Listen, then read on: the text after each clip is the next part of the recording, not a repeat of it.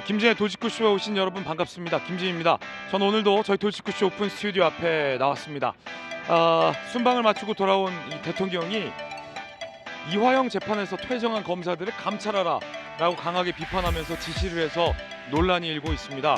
이화영 전 부지사 이 대북송금 혐의로 이 대통령과의 어떤 연관점이 있는 사안이라 정치적으로 굉장히 민감한 논쟁적인 이슈입니다. 잠시 후에 이야기 나눠보겠습니다.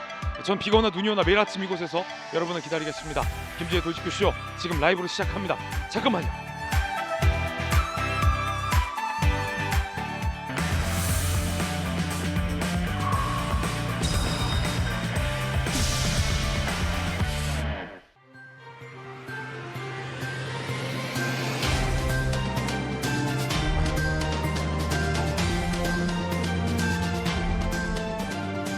신문 읽어준 남자입니다. 대통령이 순방을 마치고 귀국하자마자 이화영 재판에서 퇴정한 검사들을 감찰하라라는 지시를 해서 논란이 일고 있습니다. 이 대통령의 대북송금 재판과 무관치 않다라는 이유 때문에 정치적인 논란이 커지고 있는 겁니다. 그런가 하면 이 패스트트랙과 관련해서 오늘 검찰이 항소를 할지 말지 여부에 촉각을 곤두세우고 있습니다. 대장동 일당 등을 봐주면서 정치적인 쟁점적 사건인 패스트트랙 관련해서 항소를 할까 말까 이게 최후의 관심사인 겁니다. 잠시 후에 이야기 나눠보겠습니다. 오늘 조간신문 4가지 키워드 준비되어 있습니다. 함께 보시죠. 먼저 첫 번째 키워드입니다. 첫 번째 키워드는 뭘까요? 바로 이겁니다. 서비스. 조선일보가 오늘 이면에 쓴 기사입니다. 서비스? 어떤 서비스일까요? 함께 보시죠. 독자 개발한 발사체가 실려있는 누리호 발사에 성공했습니다. 자, 영상 한번 보시죠. 굉음과 불꽃을 내면서 누리호가 4차 발사에 성공하는 장면 밤사이에 지금 들어와 있습니다. 한화가 제작부터 조립까지 맡았고요. 이로써 대한민국은 우주 발사 서비스에 역량을 갖추게 됐습니다. 위성 13기가 탑재되어 있고요. 역대 최대입니다. 오로라도 관측할 수 있고요. GPS 오차도 정교하게 줄일 수 있는 기술이 우주로 쏘아 올려진 겁니다. 자, 이어서 다음 키워드입니다. 두 번째 키워드 함께 보시죠. 두 번째 키워드는 날벼락. 한국경제 신문인데요. 어떤 날벼락일까요?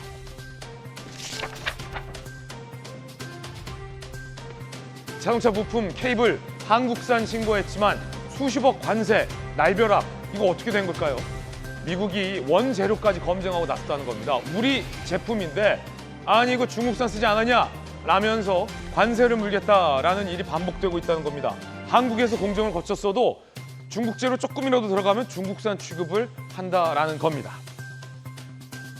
살펴보니까 미국과 이 중국 고래들끼리의 이 관세 싸움에 새우등이 터지는 형국입니다. 걱정스럽습니다. 다음 키워드입니다. 세 번째 키워드 함께 보시죠. 안전판, 한국일보 11면 기사인데 어떤 뉴스일까요? 의료사고 부담 더는 필수 의료, 최대 15억 배상, 보험료 지원. 의사들이 필수 의료 분야를 기피하는 이유 중에 하나가 의료사고 배상이 크기 때문입니다. 그 안전판 정부가 지원을 해준다라는 내용입니다. 이어서 다음 키워드입니다. 네 번째 키워드 함께 보시죠. 새 친구, 경향신문 11면 기사입니다.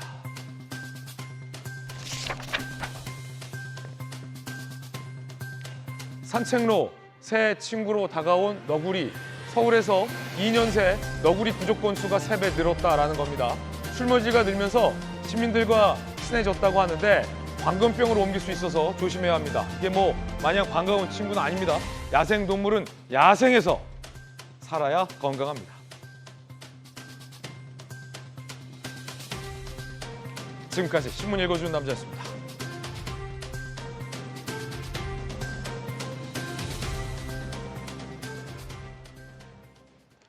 오늘 함께 하신 분들 소개해 드릴 텐데 오늘 특별히 급을 높였습니다.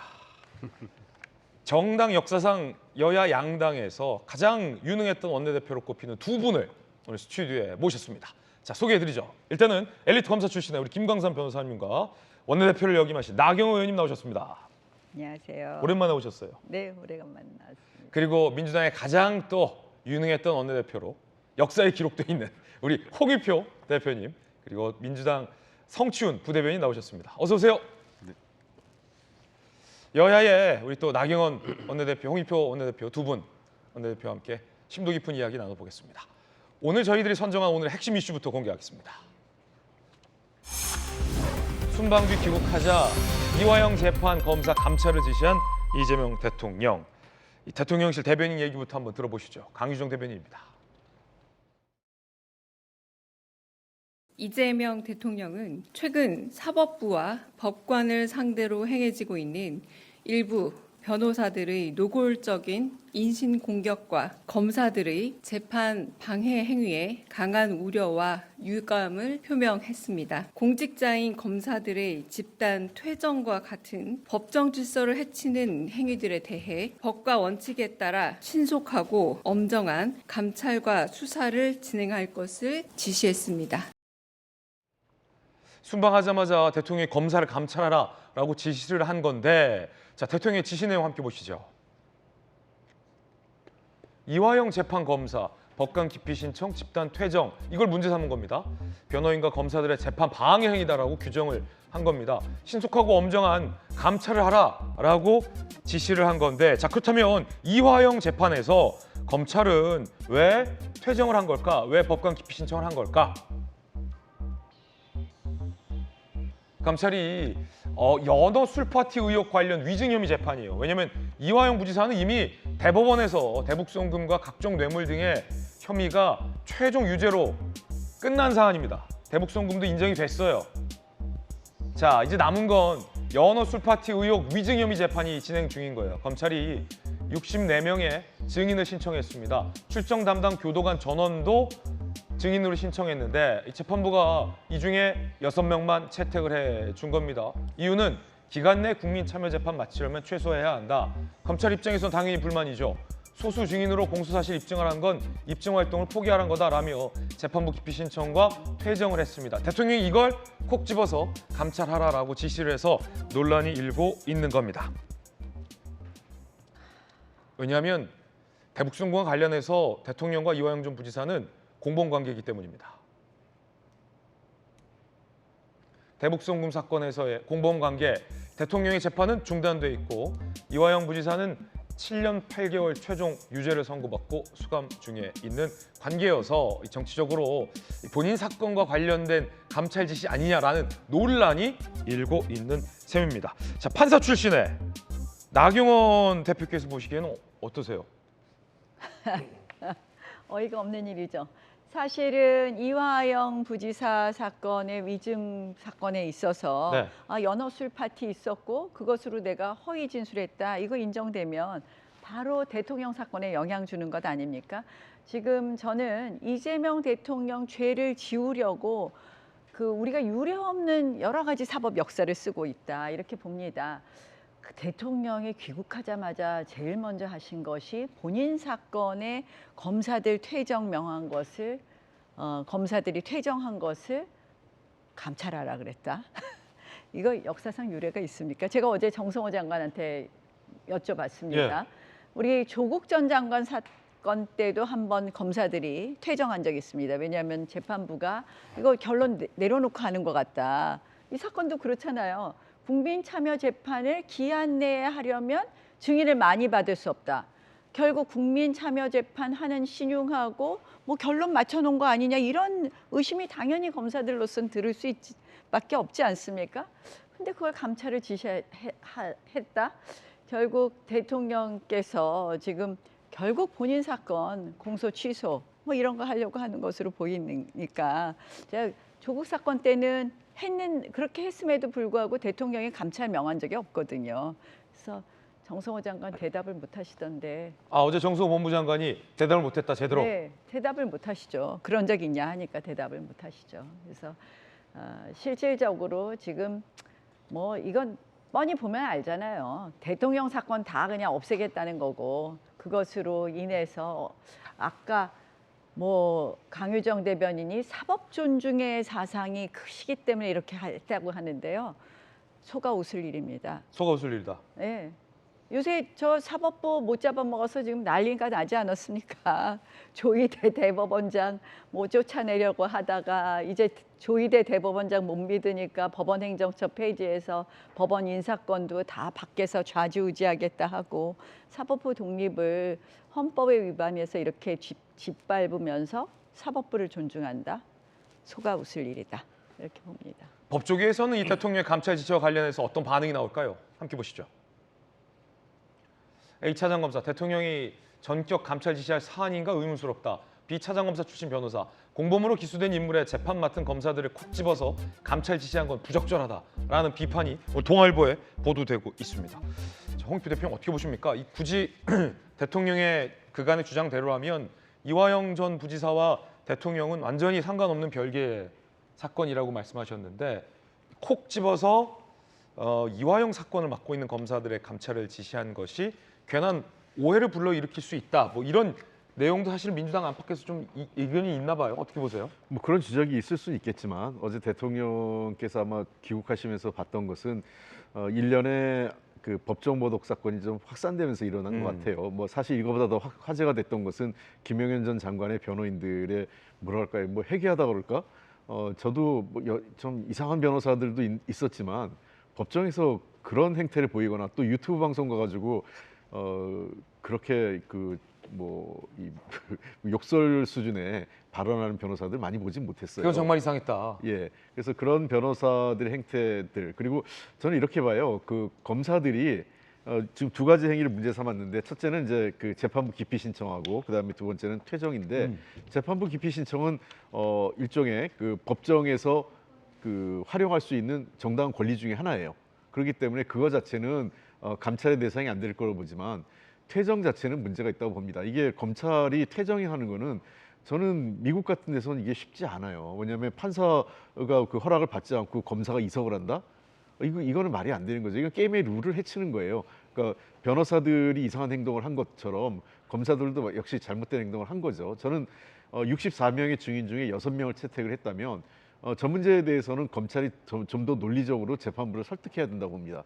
왜 그 64명 중에 그러면 최소한 6명이 적으면 그 중에서 조금 더 해서 한 뭐 7, 8명 더 추가한다든지 이런 정도는 가능하지만, 통상적으로 법정에서요, 그 검사나 변호인들이 요청한 증인을 100% 다 그 판사가 받아주지 않습니다. 판사도 이러저런 이유를 들어보고 납득할 때 그 재판부가 그 증인 신청을 받아주지, 요구하는 족족 다 해주면 말 맞다나 소위 얘기해서 재판 늘어지기, 그러니까 재판 지연의 하나의 수단으로 활용되기 때문에 저 부분에 대해서는 판사의 그 어떤 결정이 부적절하면 또는 부족하다고 생각한다면 합리적인 법적 수단을 통해서 따지는 게 맞지, 퇴정이라는 수단은 적절치 않고 이런 행동이 반복되지 않도록 하기 위해서 아마 감찰 지시를 했지 않았을까 싶습니다. 어제 이 문제 법사위에서도 여야 간의 이견이 있었습니다. 들어보시죠. 이재명 대통령이 사법부에 대한 존중이 매우 부족하다. 집단퇴정 검사에 대해서 감찰을 지시했어요. 정말 어불성설, 후안무치, 내로남불. 이재명 대통령과 관계없는 재판입니까 이게? 근데 항명이라고요? 이 사람들 가만두냐고요? 감찰하라고요? 대통령이 직접 나섭니까 이거를? 그리고 검사들은 흑버러지게 다져서 말씀입니다. 자율이 집단행동을 아무렇지 않게 합니다.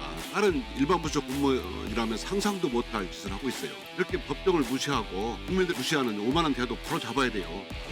이미 장관님께서는 지시하셨고 연어술 파티 의혹에 대해서도 감찰을 통해서 상당히 의혹이 있는 것을 파악하셨죠. 수사까지 지금 진행되고 있습니다. 검사들이 국민께 송구하고 해야 되는 것 아니겠습니까? 그런데 어떻게 재판에 대해서 기피 신청을 하고 이렇게 저항을 할 수가 있는 겁니까? 도저히 납득이 안 되는 겁니다.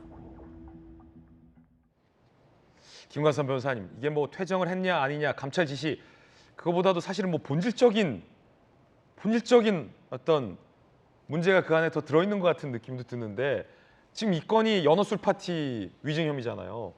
이화영 전 부지사의 대북 송금이 유죄로 확정이 나서 그건 뒤집을 수 없고, 결국은 연어술 파티 비슷한 회유가 있었냐 없었냐와 관련된 걸로 아까 정성호 법무부 장관이 법무부 내에서 이른바 감찰 비슷한 거 하고 있잖아요. 근데 추미애 법사위원장 말씀 들어보니까 감찰 결과 나온 것도 아닌데 마치 연어술 파티가 있었고 회유가 있었던 것처럼 기정사실화하듯 검사들이 좀 국민들 앞에 송구해야 된다 이런 말도 하는데 그게 연어수 파티 회유가 있었다.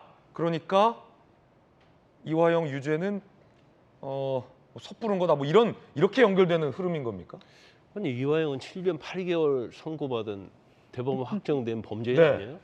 왜 이렇게 민주당이 대장동 일당하고 이화영 이런 일당을 왜 이렇게 변론하는지 모르겠어요. 왜 그 편을 서서 저렇게 일방적으로 주장하는지 모르겠어요. 추미애 위원장의 얘기도 사실이 아닌 게 굉장히 많거든요. 이걸 마치 사실화시킨단 말이에요. 자, 제가 이제 이번에 검찰 퇴정원에 대해서 객관적 입장에서 법률적으로 말씀 한번 드려볼게요.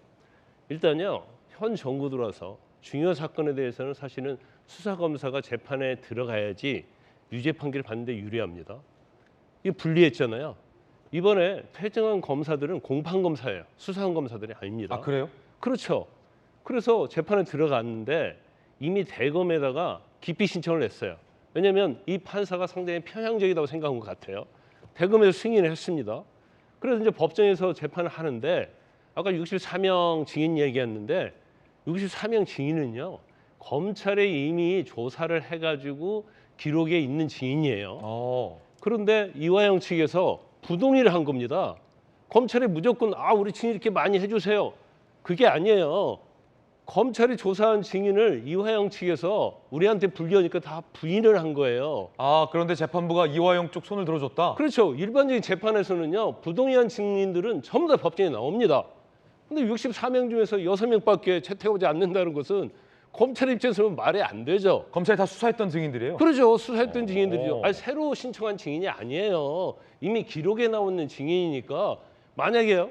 검찰이 이화영이 부동의했는데 그 사람들이 증인은 안 나와버리면 검찰 증인이 없는 거예요. 아니 일단 궁금하긴 하거든요. 정말 뭐 정성 법무장관이 의심하는 것처럼 연어랑 소주 딱 따라주면서 이거 먹고 우리 잘하자.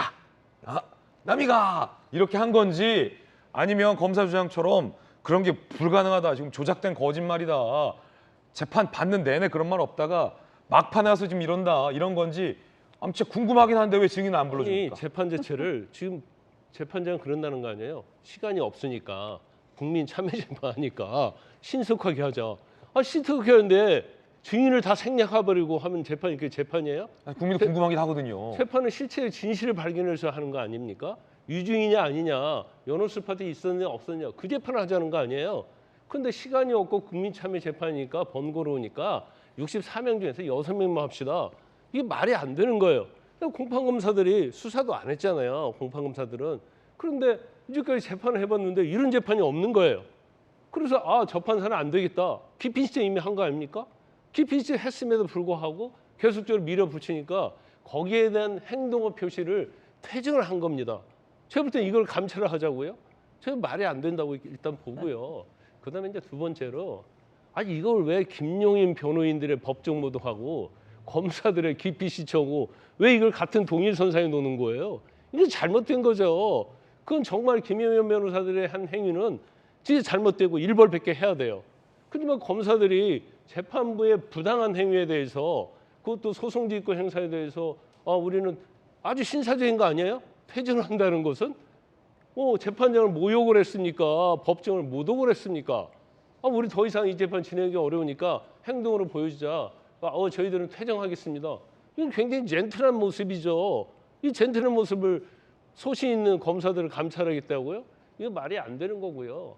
이제 사법부 존중과 관련해서 일단 김용인 변호사 동일선상에 놓는 건 잘못된 것이고 민주당이 이제까지 해온 게 뭐예요?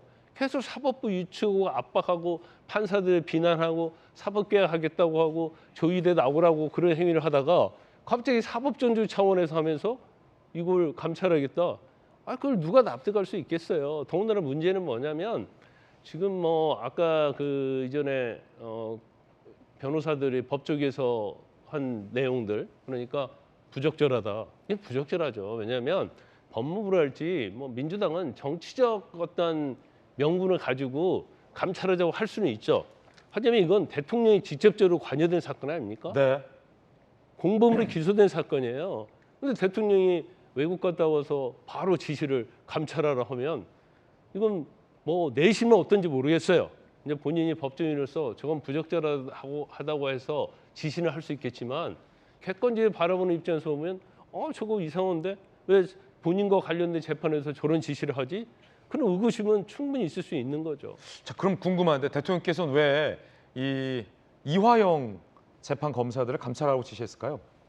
지금 대통령이 순방을 다녀오니까 사법부의 이 질서가 너무 흐트러져 있는 겁니다. 그러니까 김영란 전 장관 변호인과 왜 연계시켜서 말하냐고 하시지만 김영란 전 장관 변호인들이 이 판사에 대한 모욕적 행위들을 엄청나게 많이 하지 않았습니까?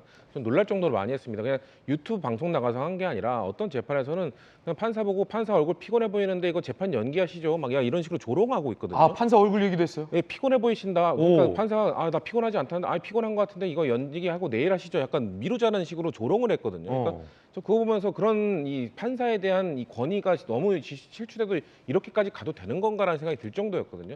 이 검사들도 마찬가지입니다. 검사들도 판사에 대한 존중을 해야 되는 거 아닙니까? 무슨 반찬 투정하는 것도 아니고 64명 신청했는데 6명 우리가 못해 하고 나가버리는 게 저는 그 사법부에 대한 모독으로 해석될 수 있기 때문에 감찰 지시한 거 부당하지 않다고 생각합니다. 만약에 이 대통령과 관련된 이 재판 아니냐? 그러면 만약에 검사들이요 공무원이잖아요. 공무원인데 막 일을 너무 열심히 하는데 야, 왜 열심히 해? 나랑 관련된 재판이야. 너 쟤네 감찰해. 이렇게 하면 잘못된 거죠. 근데 얘네가 지금 일 안 하겠다고 나가버린 거잖아요. 이 6명 너 우리 못해 하고 나가버렸으니까 일 안 하는 거에 대해서 감찰 지시를 했는데 이게 왜 잘못된 거죠? 감찰할 수 있다. 예, 오히려 일을 하고 있는 열심히 하고 있었는데 뭔가 그 문제가 생겼으면은 관련된 재판의 검사들을 압박하는 거 아니냐라는 비판을 할 수 있는데 뭐 대장동 검사들은 열심히 지금 일하려고 했는데 뭐 항소 안 한 거 그것에 관련돼서는 그것도 다른 얘기잖아요. 그건 또 다른 얘기다. 또 아닌 걸 또 여기 엮습니까? 여기서 그렇군요. 이것만 이 사안에 대해서만 봐야 된다고 말씀을 네네네. 드리고요.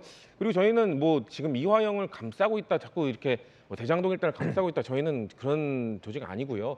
민주당 전 대장동 일당에 대해서 정말 추징금 1원까지도 받아내기 위한 노력을 해야 된다고 생각하고 저는 이화영 부지사 쌍방울로부터 법카 받고 돈 받은 파렴치한 범죄인이라고 생각합니다.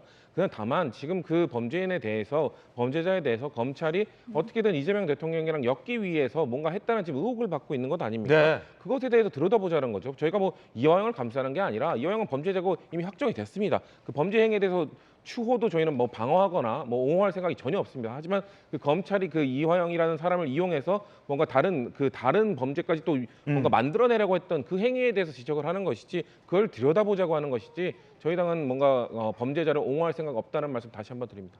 어제 이제 법사위에서 오늘 출연하신 나경원 의원이 이 대장동은 항소 포기시키더니 재판하려는 이 검사들은 왜 감찰하냐라고 강하게 항의를 했습니다. 그러자 추미애 법사위원장이 퇴정 명령을 해서 논란이 일고 있습니다. 한번 보시죠.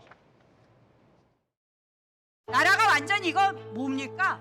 대통령은 앉아서 본인 죄 지우느냐고 바쁩니까? 항소 포기시키더니 대장동 사건을 대북 송금 사건은 뭐 검찰을 갖다 징계하라. 이거 대통령이야? 이런 일 하는 거 보신 적 있습니까? 정태 대통령 이런 대통령 있었냐고요? 검찰을 갖다가 감찰해라. 이런 거 하는 거 보셨습니까? 대통령 하나 죄 지으려고 이렇게까지 나라의 시스템을 망가뜨리고 있는데 검찰 망가뜨리고 이제 법원 망가뜨리고 그 후가는 어떻게 되겠습니까? 나경원 위원에 대해서는 위원장이 경고를 하지 않을 수가 없습니다. 제재를 하지 않을 수가 없습니다. 질의 도중에 이런 대통령이 있느냐, 이런 나라가 있느냐, 자, 대한민국 국격을 위원이 마음대로 그렇게 훼손하는 발언을 해도 됩니까? 현직 대통령에 대해서 범죄자라고 단정을 하면 되겠습니까? 의원의 자, 나경원 의원 사과 안 하시면 발언 제한합니다. 나경원 의원은 이제 발언권을 주지 않겠습니다. 퇴장 조치합니다. 나경원 의원 퇴장하십시오. 퇴장 명령합니다. 나경원 의원 퇴장 조치하십시오. 퇴장 당하신 거예요, 그러면?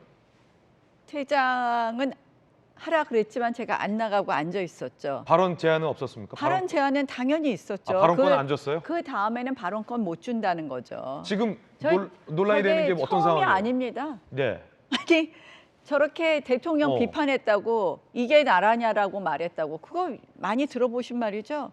민주당이 전임 대통령 시절에 늘 이게 나라냐 했습니다. 아니 이런 대통령 있냐고. 대통령이 검찰 징계, 본인 사건 징계 지시한 적 있냐고 물어봤더니 그 말도 못하게요. 이거 진짜 독재 국가 아닙니까? 지금 문제 삼고 있는 게 검사들이 네. 퇴정했다고 네. 감찰하는 건데 네. 지금 법사위원장께서 퇴정 조치를 내리신 건데 어떻게 생각하십니까? 저는 지금 추미애 위원장뿐만 아니라 지금 최민희 위원장도 그렇죠. 발언권을 막 제한해요. 발언권 뺏겠다 그럽니다. 그래서 우리 발언권 뺏길까 봐 조마조마한 거예요. 그러니까 마이크를 안 넣어주는 거예요.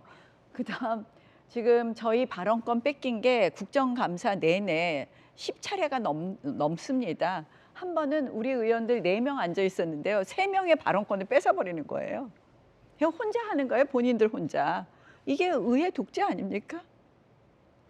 참 저는 대통령 비판 뭐 이재명 대통령에 대해서 저희가 욕설을 한 것도 아니고 야당 의원으로서 이 문제를 조목조목 지적하고 있는데 퇴정을 명한다? 이거 이해가 되십니까? 홍영표 의원님한테 한번 여쭤보고 싶어요. 이런 적이 있었는지 국회가. 정말 이게 국회입니까? 아무리 해도 너무하죠. 아니 발언권을 뺏은 적이 없었어요. 위원장들이 상임위원장이. 저희 국회 역사상요. 의장이 발언권을 뺏은 적도 없습니다. 근데 추미애 위원장은 툭하면 발언권 제한입니다. 툭하면 퇴정하래요. 퇴장하래요. 그리고 국회 경위도 막 오라 그래요. 저희가 한 번은 노트북에 뭘 이제 썼어요. 써서 붙였어요. 그 앞에 있는 노트북. 그러니까 회의장 질서를 방해한다고 국회 경위를 부르더니 다 띠래는 거예요. 근데 그 동시간대에 민주당 행안위원장이 진행하는 행안위 회의에서는 민주당 의원들이 다 노트북에 붙여놓고 회의를 했어요. 내로남불이다. 아휴, 그러니까 저희가 할 말이 없습니다. 홍 대표님. 예. 나 대표께서 질문을 또 주셨으니까. 물론 이제 국회 이게 상임위 규정이 아니라 본회의 규정이에요. 예. 그 의장은 회의 진행을 방해하는 경우에 이제 이 물리력과 경위를 동원해서 퇴장시킬 수 있는 의장의 권한이 있고 그 본회의장의 그 권한을 그대로 유권 해석을 해서 상임위에도 적용을 하고 있거든요. 그래서 상임위원장이 그 의원들을 퇴장시킬 수 있는 권한은 있지만 저게 남발되는 경우는 드물죠. 예. 그동안 상임위에서는 거의 없었고요. 그 본회의장에서 과거에 가장 기억나는 것은 노무현 대통령 탄핵 그 표결을 할 때 그때 이제 막 좀 그 경위들을 동원해서 물리력이 그 당시에는 국회 선진화법 전이니까 그 경위들이 동원돼서 끌어내고 뭐 이런 경우가 있었죠. 그 종종 발생을 했었는데, 그러니까 그 발언권을 제한하거나 퇴장 조치는 그 유권 해석을 하더라도 매우 제한적으로 이루어집니다. 그건 즉 회의 진행을 어떤 물리력이라든지 어떤 유사한 방식을 통해서 정상적인 회의를 막았을 경우에 취할 수 있는 위원장 또는 의장의 권한이라는 측면에서 매우 제한적으로 해석을 할 수 있다 이렇게 봅니다.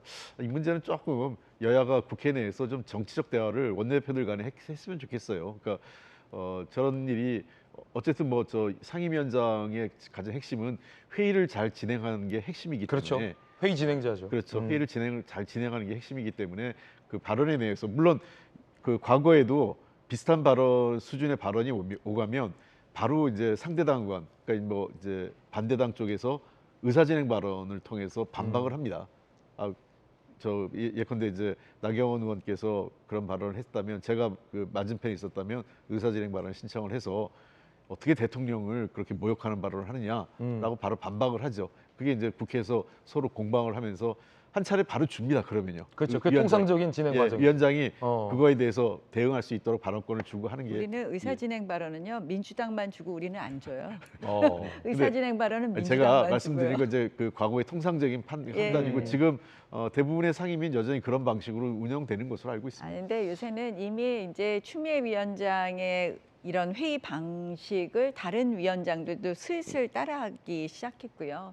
저는 추미애 위원장이 툭하면 국회 선진화법 위반이라고 하는데 본인이 어떻게 보면 국회 선진화법 위반이다. 알겠습니다. 이게 회의장 질서를 이렇게까지 방해하고 이 야당 의원들의 발언권을 이렇게 막는 것은 회의가 진행되지 않게 하는 거 아닙니까? 그래서 저희 직권남용으로 지금 고발할까 그러고 있습니다. 홍익표 원내대표님이 원내대표 시절 때는 뭐 이렇게 발언권 제한하거나 퇴정하는 일은 없었죠. 자, 그런가 하면 오늘 이 또 나경원 의원님 공교롭게 오셨는데 이 패스트트랙 관련해서 검찰이 항소할지 말지가 촉각이 모아지고 있습니다. 어제 법사위에서 서영교 의원 등이 검찰을 향해 항소하라라고 목소리를 높였습니다. 그 발언 들어보시죠. 징역형인데 벌금형으로 바뀌었어요. 항소 대검 얘기 맞습니까? 네, 일반적으로 그렇게 합니다. 구속이 벌금형으로 바뀐다. 항소 기준입니다. 나경원 의원 등 사건 또 마찬가지입니다. 여러분, 대검이 항소를 포기했던 이유는 유동규와 정민용 등이 검찰이 때린 구형보다 선고가 더 높았어요. 징역형이. 그러니 항소에 대한 고민을 했던 것 같은데 징역형을 벌금형으로 가면 항소하는 겁니다. 잊지 마십시오. 또 혼란스럽게 하지 마십시오. 혹시나 잘못한다면 이거에 대해서 철저히 징계에 들어가야 된다 말씀드립니다. 아시겠습니까, 법무장관님? 유념하겠습니다. 유념이 아니라 단단히 하셔야 됩니다. 단단히. 서영교 의원님한테 잘하셨다 그랬어요. 바로 저 앞에다 두고 그 말씀 하시더라고요. 항소하라고. 저는 이 대장동 사건 항소 포기를 저희가 문제 삼는 것은 예. 무죄 부분이 있는데 무죄가 있는 사건은 검찰이 항소하는 것이 당연한 거거든요. 그런데 그걸 갖다가 우리가 여러 가지 정황을 보면 결국 대통령이 그 위에 윗선에 있다고 상당히 강한 의심이 되는 것 아닙니까? 거기에 따라서 법무부 장관의 신중하게 판단하라 이 말로 결국 항소 포기를 한 건데 유무죄가 바뀐 건데요. 이 사건은 이 본질적으로 다른 사건 아닙니까? 저는 애당초 공소 제기가 되지 말았어야 될 사건이다. 기소되지 말았어야 될 사건인데 앞에다 두고 그 말씀 하시는데요. 아마 검찰이 상당히 고민이 될 겁니다.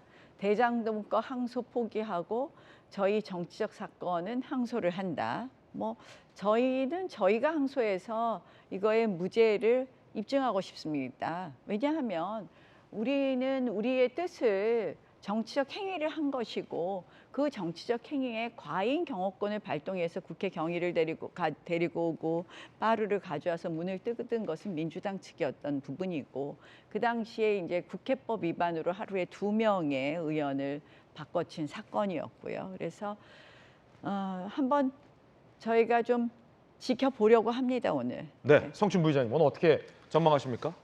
글쎄요, 전 저 현장에 있었는데요. 저 당시에 국회 보좌진이었기 때문에, 그러니까 저는 재판부가, 그러니까 국회 너네가 만들어놓은 룰 아니냐, 너네가 만들어놓은 룰을 어겼기 때문에 유죄 판결을 한다라고 내렸다고 봅니다. 근데 아까 서영교 의원이 말한 대로 검찰이 원하는 것보다, 검찰이 구형한 것보다 낮게 나왔으면 저는 항소를 하는 것이 아까 말씀하신 것처럼 뭐 대장동 사건과 마찬가지로 기계적으로 할 수 있는 거라고 보는데, 법사위 현장에서 저런 이야기를 하는 것이 적절한가에 대해서는 저도 의문을 갖고 있습니다. 왜냐면은 야당 의원들도 그렇거든요. 이재명 대통령 재판 재개하라고 말하는 것도 저는 사법부에 대한 압박이니 하면 안 된다고 계속 주장을 합니다. 예. 국회의원들이 법사위에 있다고 해서 법사위에서 계속 사법부를 압박하는 발언들, 이재명 대통령 재판 왜 재개 안 하냐, 전 이건 매우 부적절한 거라고 보는데, 서영교 의원이 만약 저렇게 말씀하신 다음에 만약 항소가 이루어지면 그럼 또 언론이나 이런 데서 결국 여당의 압박 때문에 항소를 했다라는 프레임으로 갈 수도 있잖아요. 아까 정성호 법무장한테 계속 단단히 그러니까 단단히 하라.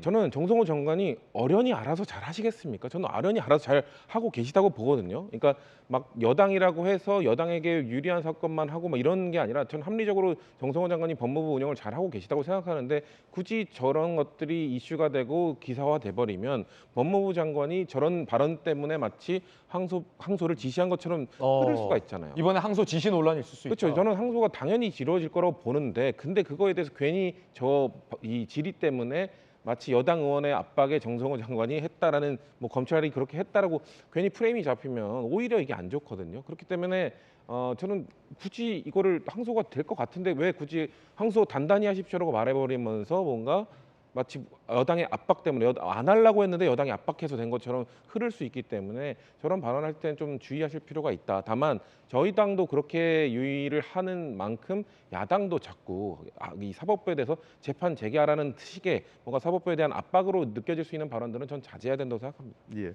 뭐 그 같은 맥락에 있는데요.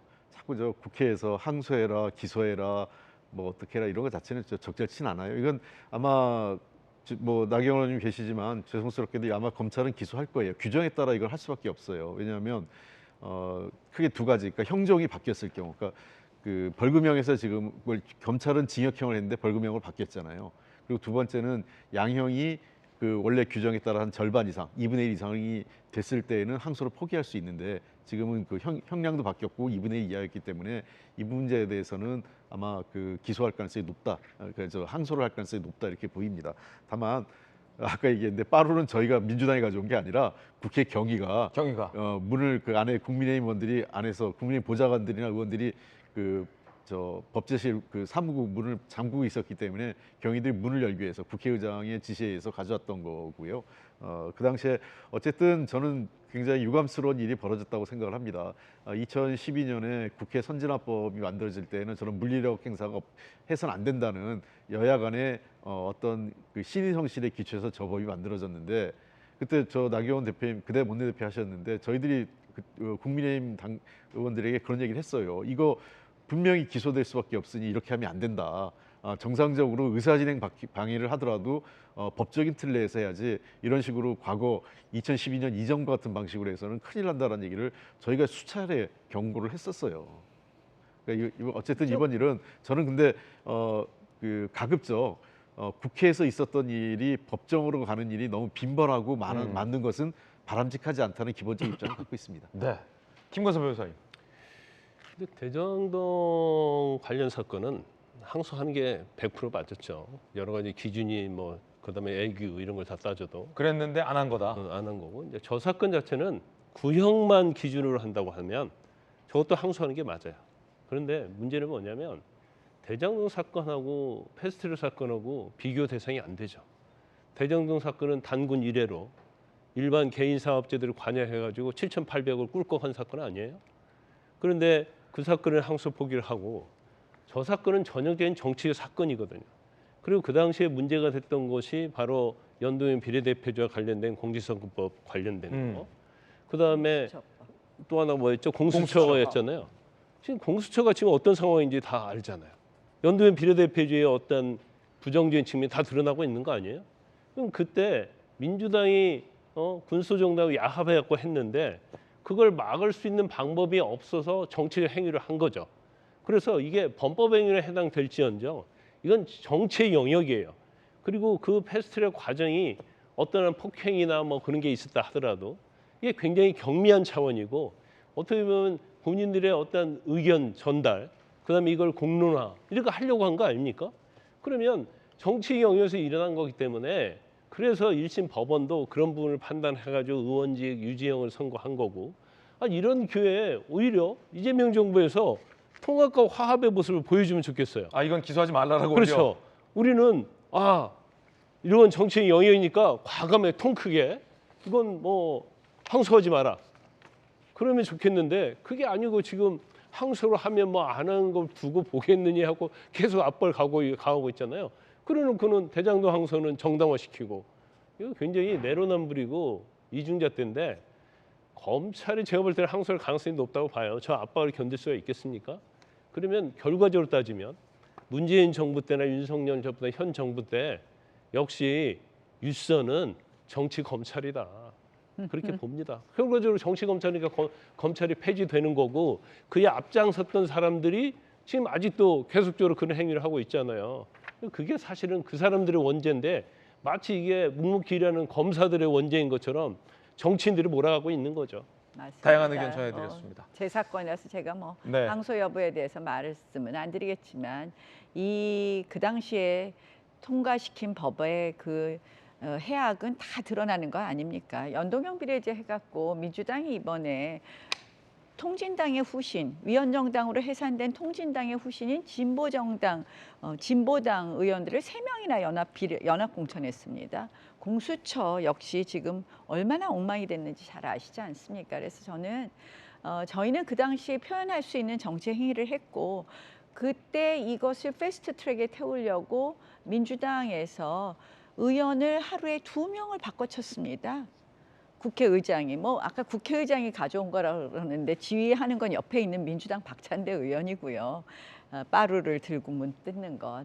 결국 그런 것을 국민들에게 이 법안의 부당성을 알리고 하루에 2명씩이나 의원을 바꿔쳐 가면서 이 국회의 패스트트랙에 올리는 것을 알려야만 했었습니다. 근데 이걸 재판을 하고 그리고 또 그걸 항소를 하라 하니까 정말 이것도 일종의 야당 탄압의 일종이죠. 저는 뭐 사실은 무죄를 못 받은 게 아쉬워서 조금 지금 이제 마지막까지 한번 보려고 합니다. 네, 과연 검찰의 항소 여부 좀 지켜보겠습니다. 자, 이번엔 저희가 준비한 다음 순서입니다. 뜨거운 사람들 3인방을 선정해봤습니다. 만나보시죠. 오늘 핫피플 3인방입니다. 첫 번째 주인공 누굴까요? 오동훈 공수처장인데 이 모양새가 특검이 공수처장을 직무유기 혐의로 기소하기로 했습니다. 그러자 공수처가 특검의 수사 방식을 강하게 비판했습니다. 특검과 공수처가 으르렁대고 있는 겁니다. 최상병 특검이 직무유기 혐의로 오동훈 공수처장, 이재승 공수처 차장검사, 박석일 전 공수처 부장검사를 기소했습니다. 송창진 전 공수처 부장검사 국회 위증 사건 11개월간 방치했다. 국회 고발을 공수처 공격으로 간주했다라며 특검이 공수처를 기소한 겁니다. 자, 들어보시죠. 공수처는 당시 재직 중이던 송창진 부장검사가 고발된 사건을 대검찰청에 통보하거나 이첩하지 않았고 아무런 수사도 진행하지 않았습니다. 사건을 외부기관에 이첩하면 공수처장이나 현직 부장검사 등이 조사 대상이 되는 것을 우려하여 사건을 의도적으로 이첩하지 않은 것으로 판단됩니다. 그러자 공수처가 특검을 비판합니다. 결론을 정해놓고 특검이 사실관계를 꿰어 맞춘다. 기본적인 법리조차 무시한 묻지마 기소다. 어떤 이유로 이렇게 무리하고 억지스러운 기소를 하느냐라며 자, 사실은 현 정부 여당이 만들었거나 힘을 주었던 공수처와 특검이 서로를 향해서 으르렁대고 있는 그런 굉장히 이례적인 뭐랄까요? 이례적인 상황입니다. 자, 그러자 정치권 안팎에서는 특검이 공수처를 기소하는 걸 보고 이 토사구팽 아니냐라는 얘기도 나오고 있다고 합니다. 한때는 1등 공신, 이제는 토사구팽. 지난 1월 윤석열 전 대표 체포 구속 당시 민주당 철저한 수사로 내란 전모 밝히라 공수처를 적극 지지했습니다. 최근 지기현 판사 수사 등 지지부진하자 민주당이 주도했던 특검에서 공수처 수뇌부를 기소한 겁니다. 그러자 공수처가 도대체 특검이 이러는 이유가 뭐냐, 배경이 뭐냐라고 굉장히 의미심장한 말로 특검을 때렸어요. 법조계 관계자, 윤 정부 임명 수뇌부 교체하고 사법부 수사 드라이브 걸기 위해 토사구팽한 거 아니냐. 오동훈 토사구팽 당했다. 이런 얘기가 동아일보에 오늘 보도되고 있습니다. 토사구팽 당했다. 뭐 이런 얘기인데 나경원 대표는 어떻게 보십니까? 토사구팽 맞죠? 토사구팽 당한 거. 토사구팽 맞습니다. 그리고 지금 문제는 자, 3개 특검 있죠. 2개 상설 특검 있죠. 게다가 공수처 있죠. 지금 검찰은 해체하고 민주당이 뭐 하려고 그러는 거 아십니까? 공수처를 만들 때 이랬습니다. 공수처를 만드는 이유는 검찰은 정치검찰이니까 독립적인 수사기구에서 눈치 안 보고 뭐 승진할 것도 없어. 딱 그 임기 한시적으로 해서 몇 년 동안 일하면서 열심히 일하게 해갖고 정의롭게 수사하게 해 하더니 공수처를 지금 미니 검찰청으로 만듭니다. 민주당 미니 검찰청. 그래서 지금 뭐 수사 검사들 임기도 연장하고 이런 걸 만들어요. 근데 이렇게 공수처를 크게 하려니까 지금 공수처 수뇌부를 바꿔야 되는 거죠. 더 말 잘 듣는 사람, 본인들이 마음대로 할 수 있는 사람. 어쨌든 오동훈 공수처장은 지난 정권에서 임명한 건 맞거든요. 이번에 구속하고 할 때는 뭐 정말 민주당 마음에 들게 쏙쏙 마음에 들게 했지만 지금 보니까 100% 신뢰하기는 어려워. 그러니까 뭐 드디어 시작했다고 봅니다. 지기현 재판부 수사 지지 부분이 한 것도 어떤 여당의 불만 사항 중 하나예요, 그럼? 뭐 당연히 그렇지 않겠습니까? 지금 민주당은 내란 전담 재판부 말하는 것처럼 결국 이제 이 2가지가 중요한 거예요. 내란 사건은 몽땅 유죄 내라. 그다음에 이재명 대통령 사건은 몽땅 무죄 만들거나 영원히 재판 정지로 처박아놔라. 이 2가지가 반드시 실현돼야 되는 건데 그게 지금 흔들릴까 봐 걱정하는 거 아닙니까? 그러니까 지기현 재판부를 그렇게 뭐 정말 뭐 털털 털고 그다음에 고발했는데 왜 결론 안 내려서 계속 지기현 판사가 이 사건을 재판하게 하느냐 이런 불만이 크겠죠. 그런 점에서 결국 오동훈 공수처장은 우리가 시키는 대로 할 것 같지는 않다. 그러니까 바꿔보자. 이런 결론을 내리지 않았을까 이렇게 생각합니다. 오동훈 공수처장이 이 전직 대통령 체포 국면에는 굉장히 칭찬을 받다가 지금 이 기소된 처지가 뒤바뀌어졌는데 반면 그럼 특검이 문제 삼고 있는 건 뭡니까, 대표님? 이 내용은 이제 국회에서의 위증 혐의입니다. 그러니까 그 이종호 씨 아시잖아요. 그 최상병 사건에도 연루돼 있고 도이치모터스 사건에도 연루돼 있는 사람. 이 사람과 관련된 수사 내용을 국회에서 그 1년 전에 나와서 발언을 했는데 네. 그 내용이 위증 혐의라고 해서 당시 이제 민주당에서 그 송창진 부장검사를 위증 혐의로 고발한 것이 이 사건의 내용입니다. 관련돼서 사건 고발된 내용들에 대해서 은폐하거나 이런 것들이 좀 연루돼 있기 때문에 이 내용이 하나도 제대로 이루어지지 않았다고 본 거거든요. 그래서 아까 뭐 토사구팽 자꾸 얘기하는데 저는 이런 겁니다. 저희가 공수처를 만들고 검찰, 공수처, 그다음에 최근에 또 다시 사법개혁하면서 핵심을 이제 변화를 주고 있는데 핵심은 견제와 균형이에요. 그러니까 공수처가 검찰의 무소불위의 권력을 견제할 수 있듯이 공수처도 잘못한 게 있으면 수사받고 조사받아야 되는 거죠. 특검이 기소한다고 해서 다 유죄로 판결나는 것도 아닙니다. 그리고 저 내용이 어떤 건지는 좀 이후에 따져봐야 될 내용이고요. 그리고 뭐 오동훈 씨를 터사구팽할 이유도 없습니다. 저 입장에서 이미 임기도 제가 보기에는 얼추 돼가고 있어요.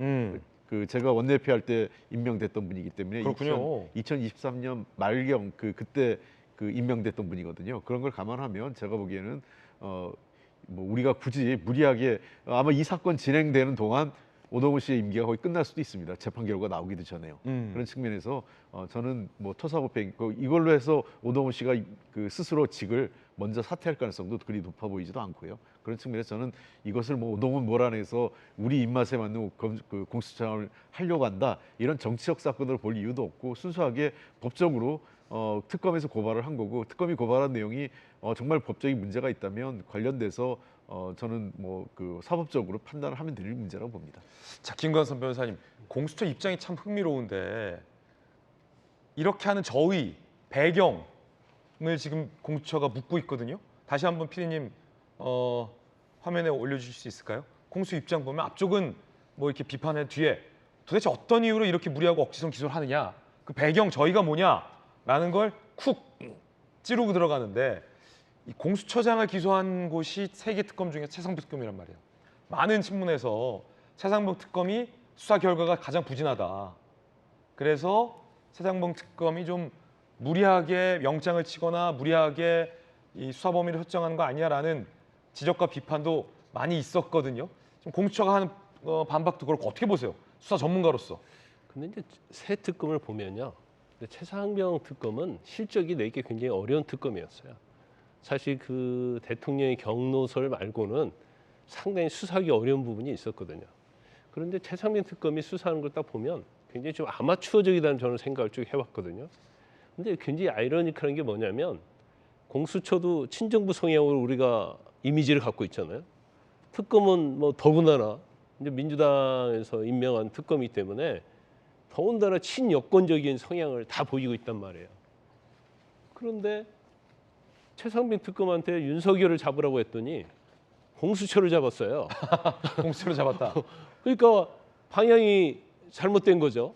그러면 아마 제가 볼 때는 이제 토사구팽도 뭐 사실 내부로 들어가면 일리가 있을 수도 있지만 아마 민주당도 좀 뜨악했을 가능성이 크다. 여권도. 그리고 저도 굉장히 좀 그랬죠.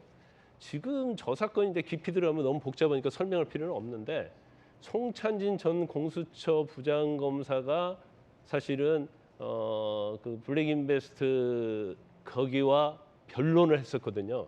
그래서 유죄했느냐 여부가 사실은 중요한데 이 송 부장검사가 약간 제가 볼 때는 지금 분명하지 못한 부분이 있어요. 그래서 범죄 형의 영역은 있을 수는 있어요. 근데 이게 공수처에서 이걸 가지고 깔아뭉갰다고 그래서 공수처장, 차장, 더군다나 관련된 부장검사들 3명까지 이렇게 직권남용 직무유기로 고소할 사안인지 그것까지는 제가 볼 때는 조금 의문이 가요. 송창진 정도는 기소할 수 있다고 봅니다. 그래서 뭐 나중에 결과를 봐야지만 제가 최상병 특검이 기소한 내용을 전체로 보면 적어도 한 70, 80%는 무죄가 나올 것이다. 저는 그렇게 보거든요. 왜냐하면 너무 묻지마가 많고 구속원사는 임성근 딱 한 명 있잖아요. 근데 임성근 전 사단장을 그 수사 외압과 관련돼서 구속을 한 게 아니고 과실범으로 구속한 거예요. 그건 특검이 할 내용이 원래는 아니죠. 일반적인 경찰이나 검찰이 할 수 있는 내용을 특검이 겨우 과실이 인정된다고 가지고 영장 잡고 딱 한 명 받았고 기소가 됐거든요. 그러니까 결과적 결과가 없는 거예요. 그러다 보니까 사실은 뭔가 이렇게 특검의 칼이 좀 방향을 좀 돌리지 않았는가. 뭐 토사구팽이 될 수도 있고요. 하피풀 함께하고 있습니다. 실적을 내기 위해서 또 그럴 수도 있다 이렇게 봅니다. 두 번째 하피풀 주인공도 만나보시죠.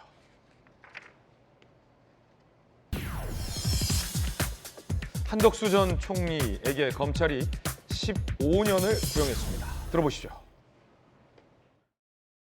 저는 계엄 선포 당일 대통령실에서 계엄과 관련된 문건을 보거나 받은 기억이 없습니다. 피고인은 대통령실로부터 받아온 문건을 파쇄한 것이 적절하지 않다고 생각하여 대통령실로부터 문건을 받은 사실 없다는 취지로 위증하였다라고 진술을 하였는데 맞습니까? 네, 제가 헌재에서 위증을 했습니다. 그날 밤 대통령께서 비상계엄을 하겠다고 하시는 순간 저는 말할 수 없는 엄청난 충격을 받았습니다. 저 혼자서는 막을 도리가 없다고 판단해 다른 국무위원들을 모셔서 다 함께 대통령의 결정을 돌리려 했습니다만 그 역시 역부족이었습니다. 비록 비상계엄을 막지 못했지만 비상계엄에 찬성하거나 비상계엄을 도우려 한 일은 결단코 없습니다. 한 전 총리 계엄을 막지 못했다. 15년형. 여러분 어떻게 생각하십니까? 성춘 부장. 일단 만약에 그 CCTV가 공개되지 않았다면은 끝까지 거짓말하지 않았을까요? CCTV가 공개됐기 때문에 본인이 위증했다라고 얘기를 하고 있는 거 아니겠습니까? 처음에 나왔을 때 뭐라고 했습니까? 그 12월 3일 온 국민이 놀랐던 그날 밤에 자기 정신 없었는데 아침에 일어나 보니까 양복 뒷주머니에 계엄 문건이 들어가 있었다라는 말도 안 되는 거짓말을 했습니다. 정말 납득하기 어려운. 근데 CCTV를 통해서 온 국민이 그 계엄 문건을 보고 있는 한덕수 총리의 모습을 봤기 때문에 그때 뒤에 당황스러워서 거짓말을 했다는 식으로 위증을 했다는 식으로 또 변명을 했죠. 비겁한 변명이죠. 글쎄요, 지금 뭐 나는 막기 위해 노력했습니다만 뭐 도운 적이 없다. 도운 부분에 대해서는 지금 허위 공문서 작성, 그러니까 이 계엄 이후에 이 사후 문건을 작성하려고 했었고 사후 문건 작성 시도에 대해서 이거 나중에 문제될 수 있으니 파기해야 된다라고 또 의견을 냈고 어떻게 보면은 그 범죄자의 완전 범죄를 도운 사람입니다. 저는 그렇게 보기 때문에 아주 부적절한 행동을 했고 그리고 그 재판장에서 계속 판사가 이야기를 했던 것이 당신은 이 행정부에서 대한민국이라는 정부에서 대통령 다음에 있는 사람이다. 좀 더 적극적으로 막았어야 되지 않냐는 질타를 하지 않았습니까? 그 책임에서 자유로울 수 없는 겁니다. 그렇기 때문에 저는 한덕수 전 총리에 대해서 글쎄요 국민들이 느낄 때 뭐 한덕수 전 총리에 대한 뭐 이런 비판이나 이런 불만이 많은 분들이 느낄 때는 구형이 적다라고 느끼실 수 있는데 저는 앞으로 나오게 될 김용현 전 장관이나 이상민 전 장관이나 이런 사람들의 이 구형의 최소 형량이 전 지금 나왔다고 보거든요. 앞으로 이 15년 한덕수 전 총리가 15년 받았으면 다른 사람들은 이보다 훨씬 더 많은 형량을 구형량을 받게 될 겁니다. 그렇기 때문에 저는 제가 생각할 때 한덕수 전 총리의 책임이 더 무겁다고 생각합니다만 검찰의 15년 구형에 대한 입장을 존중하고 다른 이 혐의자들에 대해 윤석열 전 대통령까지 아마 훨씬 더 많은 구형량을 받게 될 거라고 저는 예상을 해봅니다. 네, 물론 이 검찰의 구형과 최종적으로 확정된 형은 다를 수 있다라는 말씀 드리겠습니다. 그런가 하면 이 김 여사의 이 지시를 받았던 이 유경옥 행정관이 이렇게 얘기를 했습니다. 전 대통령실 행정관 샤넬백 김 여사에게 전달한 적 없다라고 얘기했다가 어제 공판에서 김 여사가 건진 법사에 심부름을 해달라라고 부탁해서 잘못된 진술을 했다. 깊이 반성한다라고 진술을 바꿨습니다. 결국은 이 행정관이 사실과 다른 진술을 하는 데 있어서 김 여사의 어떤 지시가 있었다라는 내용을 유경옥 행정관이 털어놓은 겁니다. 지난 9월 이 행정관의 얘기 한번 들어보시죠. 샤넬백 2개 다른 물건으로 교환한 거 맞으세요? 김 여사가 사실 알고 있었나요? 물건들을 김 여사한테 전달됐을까요? 김 여사가 시켜서 하신 걸까요? 지난 7월의 발언이었습니다. 3인방이 잇따라 말을 바꿨습니다. 건진, 김 여사 측 그 유경옥 행정관 모두 다 결국은 이제 말을 바꿀 수밖에 없는 수사 상황이 진전이 된 거죠. 실물도 제출이 됐고요. 왜 영부인이 이런 걸 받았을까? 아직도 많은 분들이 이해되지 않는다라는 지적이 많습니다. 재판 결과도 지켜보겠습니다. 핫피플 함께하고 있습니다. 세 번째 주인공도 만나보시죠. 자, 또 하나 이제 이해되지 않는 영역이 이 백혜룡 경정을 둘러싼 사건들인데 백경정이 다양한 사람들을 저격했습니다. 처음엔 윤 정부의 대통령 내외를 저격하고 한동훈 법무장관을 저격하더니 이재명 대통령이 꾸린 동부지검과 이문정 지검장을 저격하기 시작합니다. 그러더니 합수단을 저격하더니 킥스를 안 깔아주고 거짓말했다라고 현 정부의 어떤 경찰청장 등을 저격하더니 이제는 이재명 정부를 저격했습니다. 세계관이 커지고 있어요. 백혜룡 경정 합수단, 이문정 동부지검 합수단이 수사 정보를 전혀 공유하지 않다. 그래서 수사 못한다. 어렵다. 현 정부, 이재명 정부 주변 인사들이 마약 게이트 실체가 드러나는 걸 달거하지 않는 것 같다. 급기야 이재명 정부 어떤 외화부역입니까? 이러면 이 세계관을 키우고 있습니다. 현 정부를 저격했습니다. 이재명 정부까지 저격한 겁니다. 다들 아시다시피 이재명 대통령의 지시로 백경정이 이 수사단에 합류했는데 대통령 지시로 수사단에 합류해서 한 건 결국 이재명 정부가 이 실체를 드러나지 않는 걸 원한다라는 현 정부 지시로 이어지게 된 셈입니다. 나경원 의원님 어떻게 보십니까? 대통령 지시로 나온 결과가 결국은 이재명 정부에 대한 어떤 직격으로 이어진 건데 나라가 엉망진창이에요, 한마디로. 아 그런 말 하면 퇴정당합니다. 이게 나랍니까? 공수처장은 특검이 고발하고 백혜룡 경정은 대통령이 파견해 놓으니까 또 이문정 검사장하고 내 싸우다가 이제는 또 이재명 정부 전체를 욕하고 아니 경정을 거기에 파견하는 것부터 대통령이 거기 나서는 것부터가 이상하지 않았습니까? 백혜룡 경정이 어떤 사람입니까?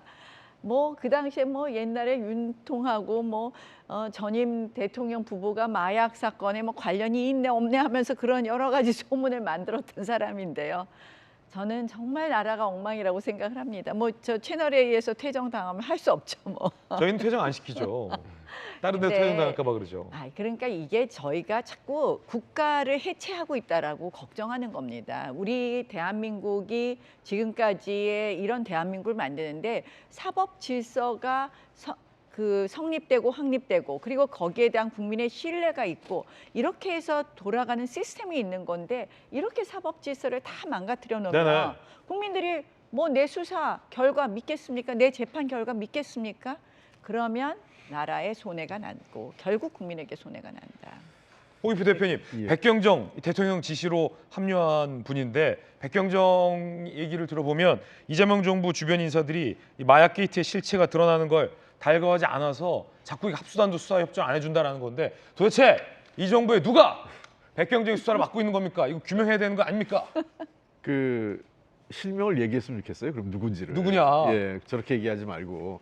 그러니까 원래 수사기관, 그러니까 검사나 경찰 같이 수사기관에 있는 분들은 사건을 추적할 때 사람을 보고 쫓는 게 아니라 증거를 보고 쫓아가야 돼요. 그렇죠. 예, 근데 이제 지금 백혜령 경정이 그 대통령께서 저걸 합류시킨 것도 그 자꾸 국가 시스템 해체다 뭐 이렇게 얘기하는데 저는 그렇게 보는 게 아니라 국민적 의혹은 있었어요. 이 마약 수사 사건에 대해서. 왜냐하면 당시 이 영등포 경찰서에 있던 백혜령 팀이 과장이 수사를 하는 거는 정상적으로 하다가 중간에 중단된 건 이상한 과정이 있었거든요. 그래서 본인이 밖에서 문제 제기를 하고 국민적 의혹이 있으니 당사자가 밖에서 얘기하지 말고 들어가서 제대로 수사를 해라. 그리고 기회를 준 거예요. 결자이지 해라. 예, 들어와서 수사를 했으면 들어와서 수사를 해서 이제는 자기가 수사가 왜 하다가 중단됐는지, 그다음에 그 윗선이 세관인지 아니면 경찰 내부에 있는 건지 아니면 그 더 윗선에 있는 건지. 그리고 그 마약 범죄의 실체는 뭔지 이런 것들을 증거로 입증시켜줘야 돼요. 예. 근데 지금 증거가 아니라 계속 약간 뭐랄까 자신의 발언을 통해서 지금 사건을 자꾸 이렇게 확산시키고 있는데 저것은 이제 수사팀으로서 매우 부적절하죠. 그러니까 그리고 조용히 원래 이 수사 특히 마약 수사나 이런 외압 수사의 핵심은 조용히 핵심적인 것을 빨리 찾아내서 은밀성과 신속성. 그렇죠. 그래가지고 나중에 확증을 해가지고 발표하면 되는 거예요. 네. 근데 백혜령 경정의 말의 신빙성이 문제가 있다는 건 이미 드러나지 않았습니까? 세관 직원이 뭐 마약업자하고 짜고 했다 했는데 그 세관 직원이 그날 뭐 휴가 갔다든지 뭐 이런 거 같은 게 다 드러났는데도 그 전임 뭐 정권과의 의혹을 키워보려고 보냈는데 이런 사건이 있어요. 특검하죠, 이거. 특검하자. 왜냐하면 지금 아니, 백경정이 현 정부 주변 인사들이 마약 게이트를 드러나는 걸 달고하지 않아서 지금 막고 있다라고 그러니까 하니까 이거 특검하자 그래야 되겠어요. 특검하자. 아니 오늘 제가 보니까 대통령 뭐 탄핵 사유도 있는 거 아닙니까? 대통령이 막 지금 직권남용이죠.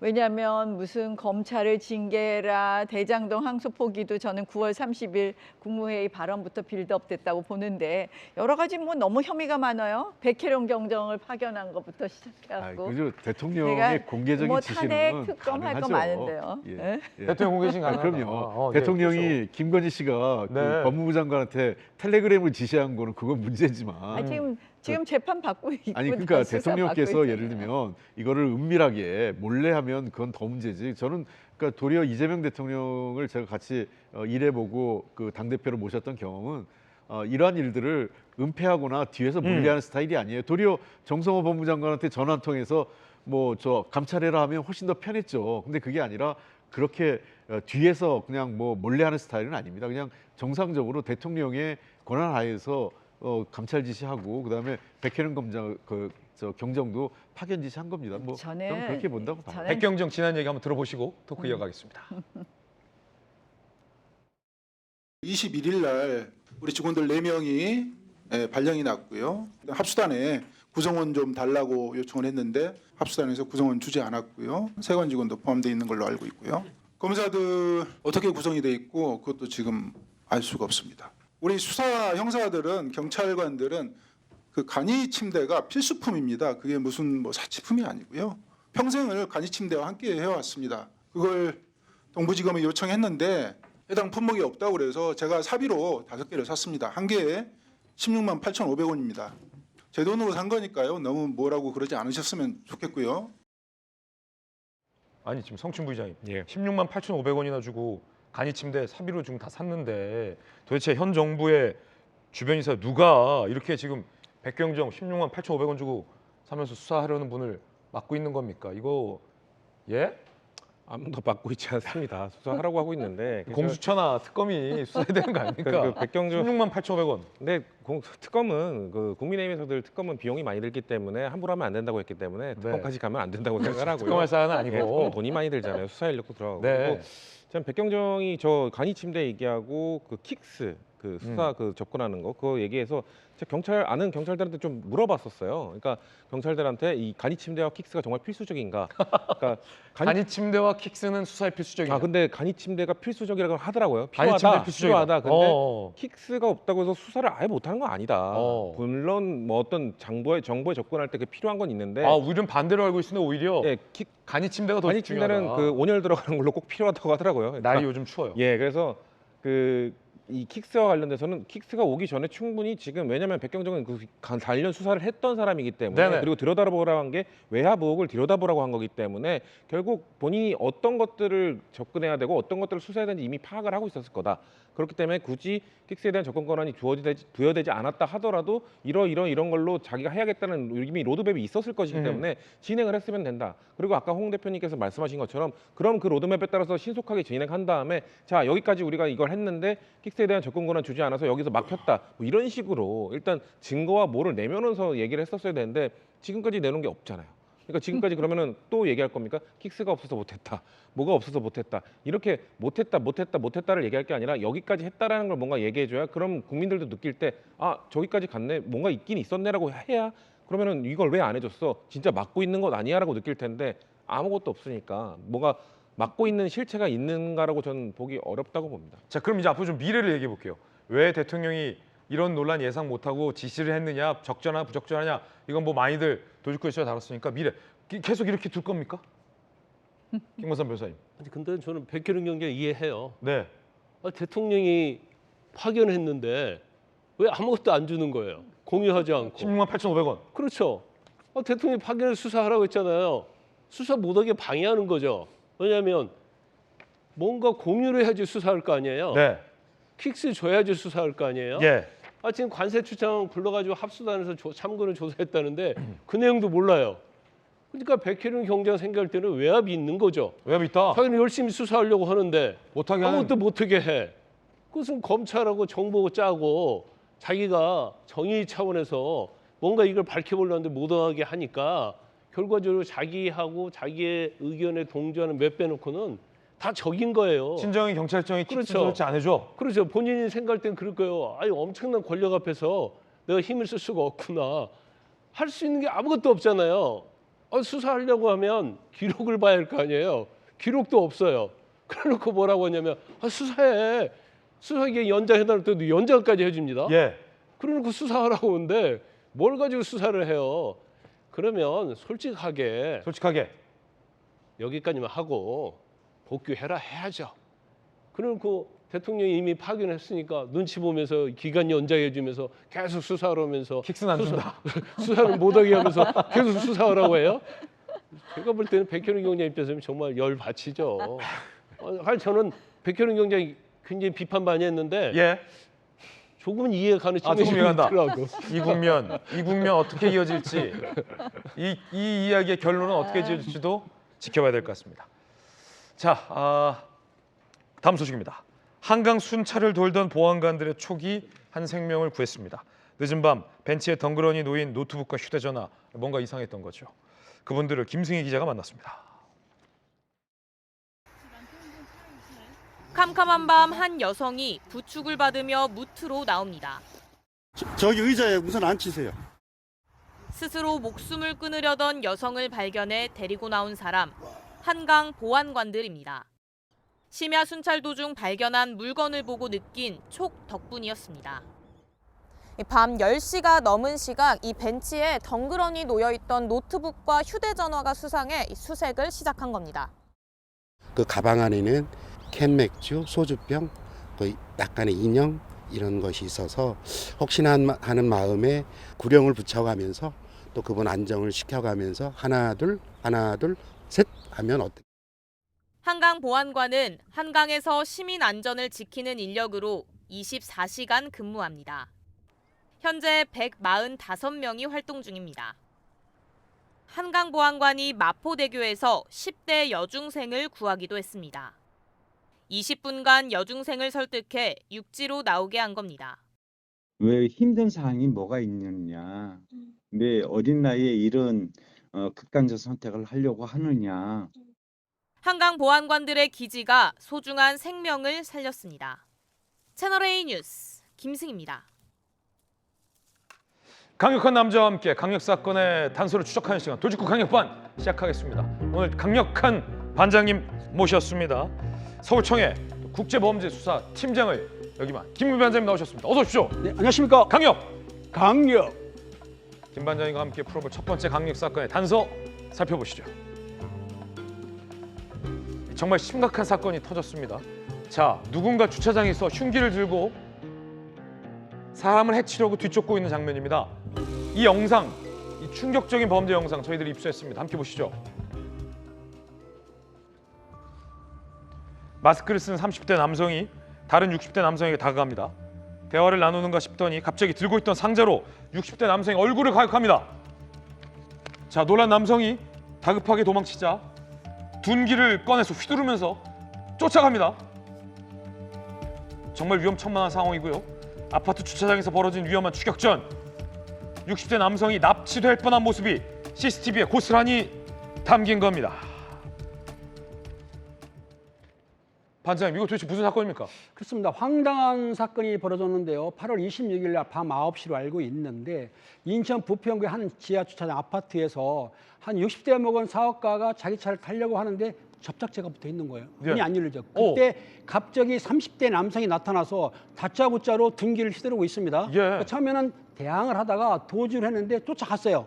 쫓아가는데 계속 도망가니까 놓치고 도망간 상황이 나왔습니다. 그런데 그 피해자가 사실은 집에 가가지고 경찰에 신고를 해서 이튿날 저 범인이 붙잡혔습니다. 그러니까 처음에는 단순한 특수폭행인 줄 알았는데 알고 봤더니 저 남성이 저 사업가를 납치해서 살해한 뒤에 유기하려고 했던 사건이었던 것이죠. 그러니까 저 가해자, 저 피해자 같은 경우에는 3개월 동안 저 피해자의 뒤를 따라다녔다는 겁니다. 일면식도 없었는데요? 없는데 뭐가 문제가 있었냐면 본인이 돈이 부족하니까 돈 많은 사람을 납치 살해하자는 느낌을 받고 그런 뒤로 저 피해자 가족들을 추적을 했습니다. 그래서 아마 카페라든지 골프장 다니면서 동선을 추적한 다음에 저 피해자가 사는 집에 와서 그 알다시피 지하주차장에 뭐가 있습니까? CCTV가 있는데 CCTV에다가 접착제를 뿌렸다는 거예요. 그러니까 보이지 않게. 하지만 CCTV가 여러 개 있기 때문에 다 보일 수 있던 거죠. 어찌됐든 저렇게 해서 검거를 했더니 실제적으로는 단순 특수폭행이 아니고 저 피해자를 납치해서 살해한 뒤에 유기하려고 뭐 냉동차 같은 거 이런 걸 준비했다고 합니다. 아니 반장님, 이 7, 8월에 여름이 정말 오싹한 공포 영화 같은데 일면식도 없는데 납치를 해서 돈을 뜯어내려고 저 흉기와 둔기와 냉동 탑차를 준비했다. 냉동 탑차는 왜 준비한 겁니까? 그렇습니다. 이 30대 중국인 피해자 같은 경우에는 냉동 탑차를 준비하냐고 뭐냐면 시신을 죽으면 냉동시키기 위해서 부패하지 않게 해서 했던 거죠. 그럼 죽이려고 마음먹은 거예요? 그러니까 저게 지금 문제가 처음에는 경찰에서는 특수폭행으로만 송치를 했습니다.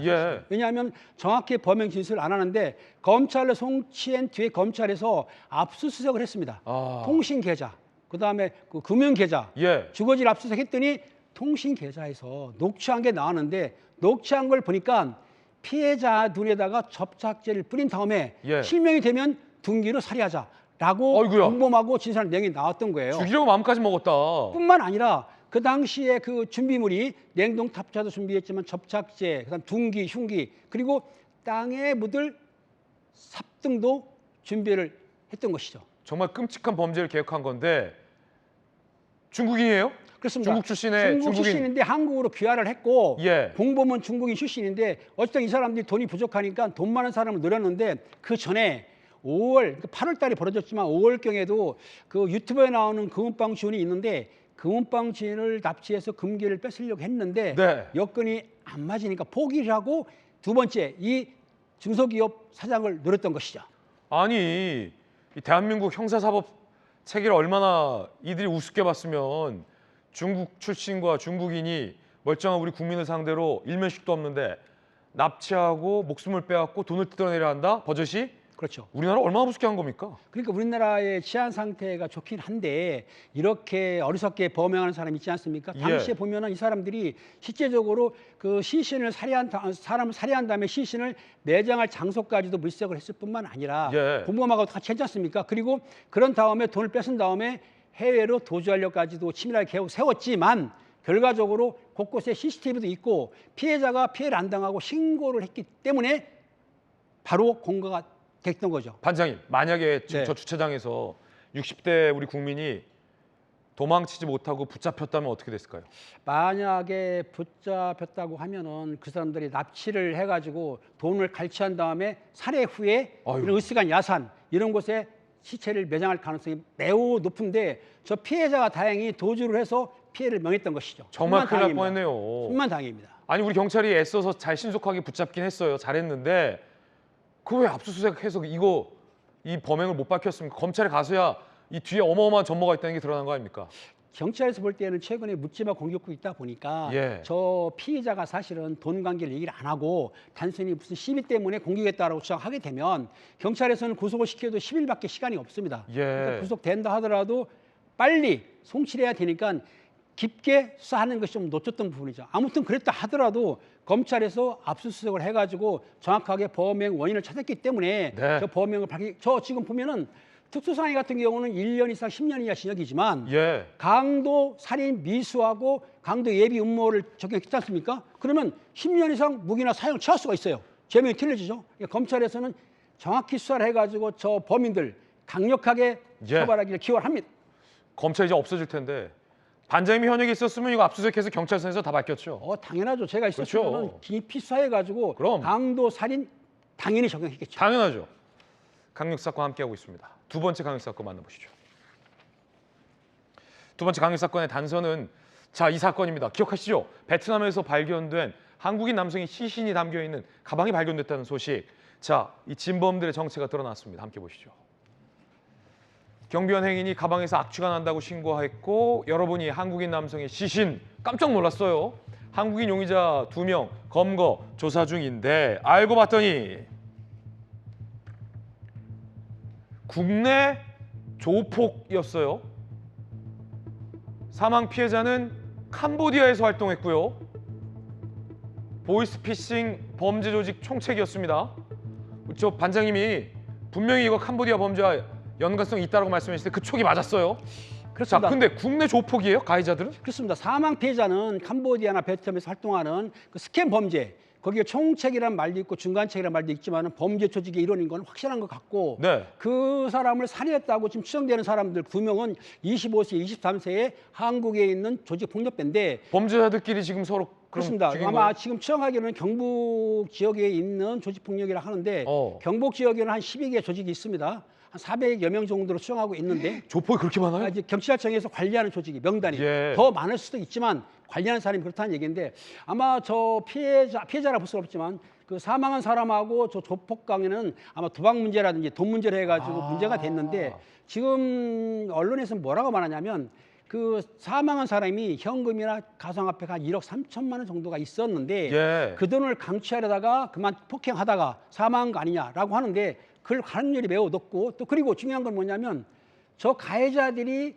피해자가 아니고 시신 사망한 사람을 폭행을 할 때에 아마 마약을 복용했을 것이다라고 추정하고 있습니다. 그러다 보니 계속 폭행해서 사람이 사망했는데 저 집이 사실은 그 고급 주택 아닙니까?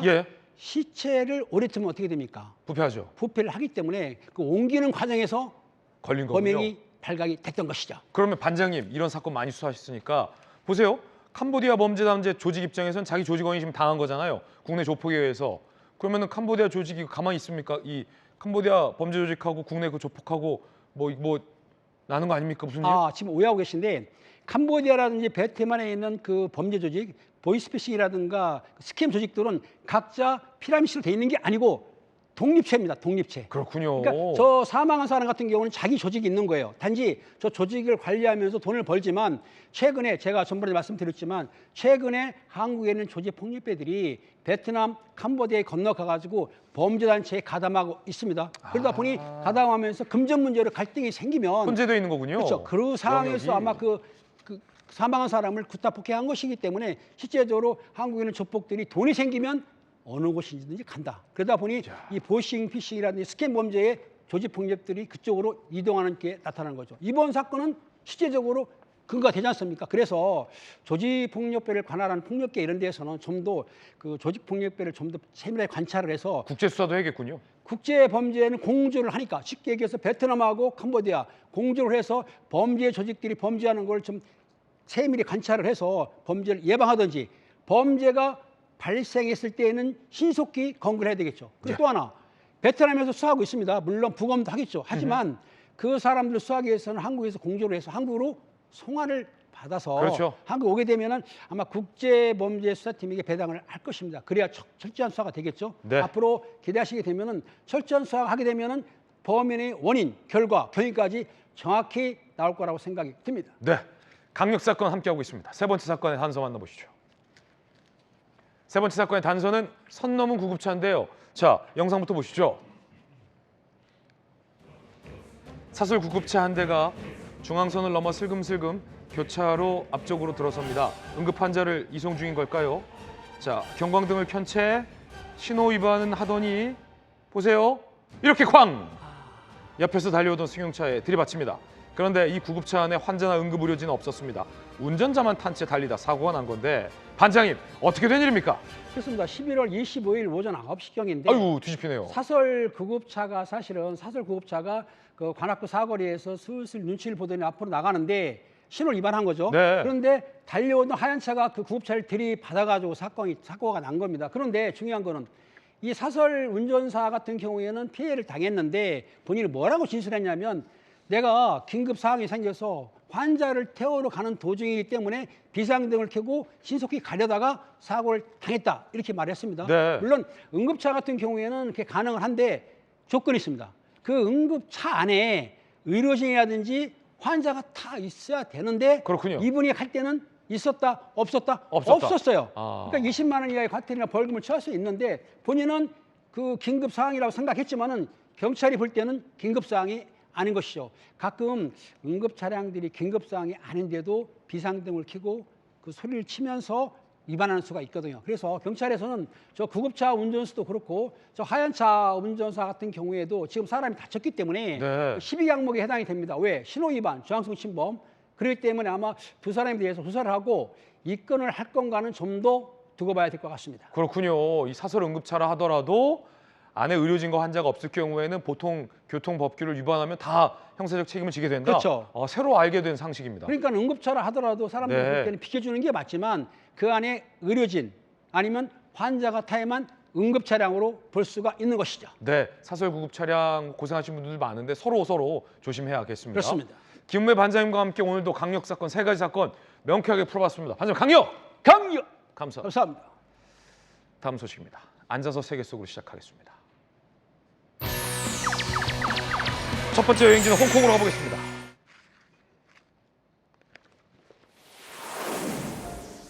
마치 화산이 폭발하듯 거대한 화염이 건물을 타고 올라 하늘로 솟구칩니다.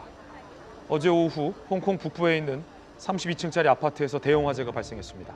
이 사고로 현재까지 40명 이상이 사망하고 270여 명이 실종 상태입니다. 화재가 난 단지에는 약 4,800여 명이 살고 있었는데 고층 건물에서 탈출하지 못한 주민들이 많아 인명피해는 더 늘어날 걸로 보입니다. 아직 정확한 화재 원인은 밝혀지지 않았습니다. 다만 담배에서 비롯된 불꽃이 다른 요인들과 만나 대형 화재로 번진 걸로 보고 있습니다. CCTV 확인 결과 아파트 보수공사를 하던 인부가 담배를 피웠고 그곳에서 불꽃이 튀는 장면이 포착이 됐다고 합니다. 임시시설물이 불에 타기 쉬운 대나무로 만들어져 피해는 더욱 커졌습니다. 주민들은 불이 났을 때 화재 경보기도 작동하지 않았다고 분통을 터뜨렸습니다. 홍콩 당국은 화재 최고 경보 등급인 5등급을 발령했습니다. 사망자가 더 늘어날 걸로 보여서 굉장히 안타까운 소식입니다. 다음 소식입니다. 이번엔 에티오피아로 가보겠습니다. 거대한 화산재 기둥이 솟구치면서 폭발합니다. 이거 보시죠. 화산재가 커다란 구름을 형성해 주변도 캄캄해졌습니다. 현지 시각 24일 에티오피아에서 무려 12,000년 동안 잠들어 있던 화산이 갑자기 12,000년 만에 폭발한 겁니다. 주민들은 지하에서 폭탄이 터진 듯한 충격이었다며 당시 상황을 전했습니다. 다행히 인명피해는 없었지만 화산재는 홍해를 넘어 인도와 파키스탄까지 퍼져 항공편이 잇따라 취소됐습니다. 마지막 빙하기가 끝난 후부터 잠들어 있던 12,000년간 잠들어 있던 화산인데 이렇게 터질 수도 있는 걸까요? 전문가들도 이례적이라고 합니다. 다만 마그마가 형성될 수 있는 조건이 남아 있다면 10,000년 동안 잠들어 있었더라도 분화할 수 있다는 의견도 나오고 있습니다. 네, 이번엔 이탈리아로 가보겠습니다. CCTV 속에 걸어오는 여성이 보입니다. 치마를 입고 구두를 신고 머플러까지 두른 중년의 여성입니다. 그런데 이 여성 알고 보니 어머니의 모습으로 변장한 50대 아들이었습니다. 가발을 쓰고 화장을 하고 장신구를 착용해 80대 어머니의 모습을 따라한 거죠. 3년 전 어머니가 사망하자 어머니의 연금을 받기 위해 이런 짓을 벌였다고 합니다. 연간 5만 3천 유로, 우리 돈 9천만 원을 대신 받았습니다. 하지만 예리한 관공서 직원의 눈썰미에 딱 걸렸습니다.